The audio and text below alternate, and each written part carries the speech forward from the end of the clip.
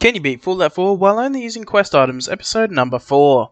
And starting off from last time, as I had just finished rescuing Nick Valentine, and now I'm going around the place getting all of the quest items that might be helpful to me, because a lot of you have told me some very good options, like the Righteous Authority that you can get from Paladin Danse. So I head all the way to the Cambridge police station, and then I help him with a bunch of feral ghouls, because this monster in a tank of power armor can't even take on 20 ghouls. That's why I'm not going with them this time, but I will take the quest reward that I get from him. And then after helping him with the feral ghouls, I then get to talk to the back of this arrogant, rude asshole. He won't even face me. Or maybe it's just because my character's absolutely disgusting to look at. But because he was so rude to me, I decided to leave him at ArcJet Systems and come to Goodneighbor to talk to Kent Connolly, because I absolutely forgot to turn in the Silver Shroud mission last time. He then rips the Silver Shroud costume right off my body, then gives me an upgraded armor version, and then gives me this silver submachine gun, which looks kinda terrible, but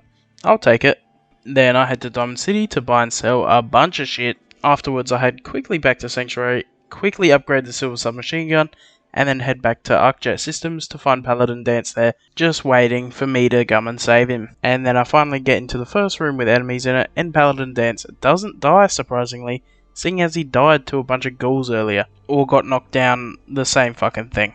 But I realise that this is going to be absolutely easy, seeing as this guy wants to be up front and centre all the time, and I can just hide back and snipe him with my pistol. This is going to be fun. Then after about a minute and a half of just running around looting everything I can, I go into the next room and Paladin Danse has already killed everything in there. Why am I even here with him?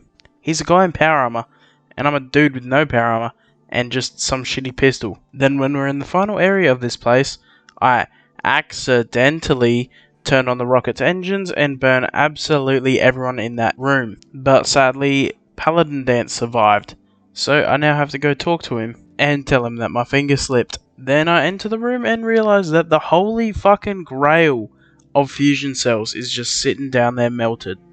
So I search every single one of these 50 damn synths, grabbing all their fusion cells, and now I'm absolutely loaded for when he gives me the Righteous Authority. Then after I watch him clear out the final room of synths, we exit the place, and he gives me the gun as we finish the mission. Then I head back to Sanctuary and upgrade it a little bit.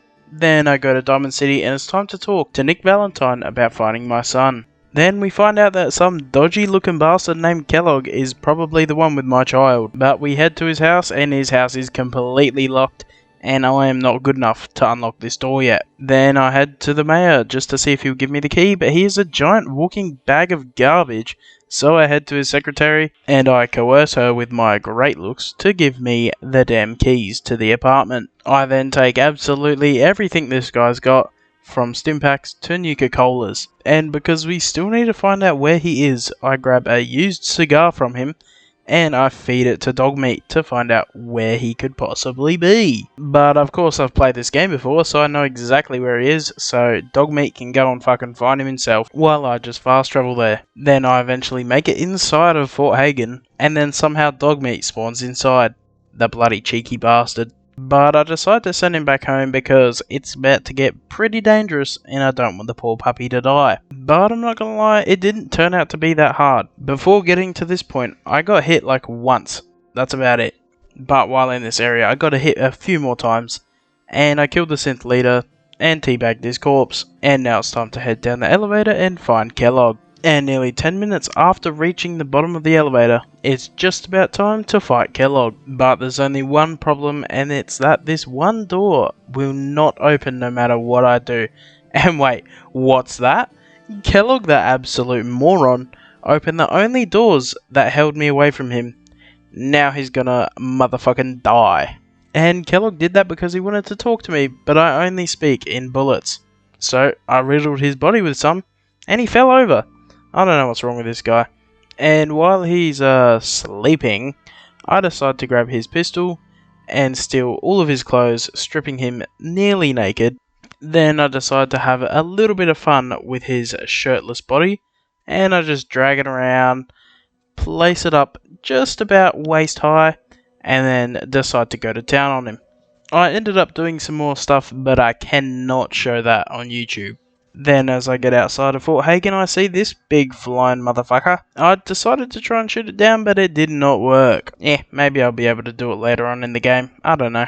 But now that I'm finished with all the Kellogg stuff, I head to Goodneighbor and enter the memory den, where I talk to Dr. Amari so she can help me go through Kellogg's memories. Then after she deleted most of the browser history except the important parts, it's time to go inside of Kellogg's memories to find out what's going on with the Institute. Then after travelling on the long ass road of purpley tentacle monster hentai things, I finally reached the final memory.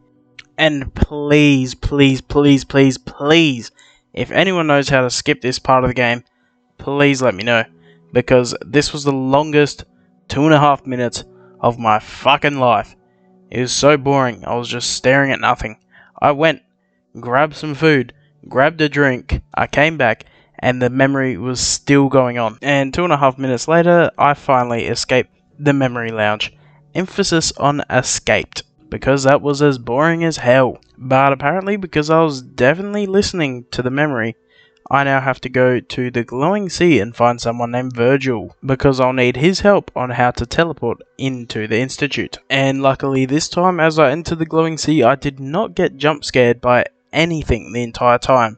Thank God. Or I guess Atom in this game. I'd say the children of Atom are probably the closest to being right when it comes to religion in this game. But anyway, after nearly 5 minutes of running, I finally make it to Mother Isolde.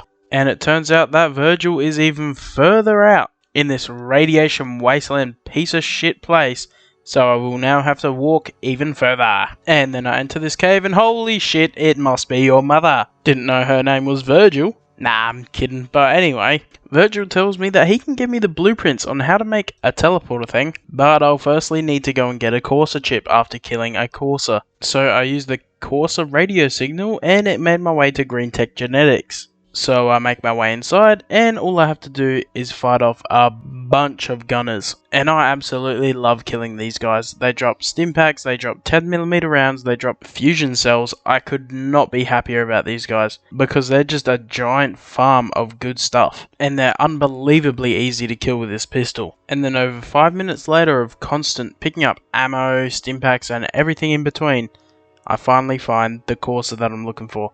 But I couldn't kill him straight away, and he went invisible very quickly.